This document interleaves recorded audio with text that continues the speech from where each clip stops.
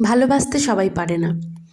ভালোবাসতে গেলে এবং নিজের লাইফ পার্টনারকে ঠিকঠাক মতো সম্মান দিতে গেলে, ঠিক মতো ভালোবাসতে গেলে, কেয়ার করতে গেলে, তার প্রতি অনেকটা আবেগপ্রবণ হতে গেলে না পারিবারিক শিক্ষার প্রয়োজন হয়। ইয়েস, একদম ঠিক শুনেছেন, পারিবারিক শিক্ষার প্রচণ্ড পরিমাণে দরকার। কাউকে অপমান করতে গেলে, তাকে অবহেলা করতে গেলে কিন্তু কোনো রকম শিক্ষাগত যোগ্যতার দরকার পড়ে না, কিন্তু তাকে ভালোবাসতে গেলে, তাকে অনেকটা পরিমাণে যত্ন সহকারে রাখতে গেলে কিন্তু পারিবারিক শিক্ষার প্রয়োজন দরকার।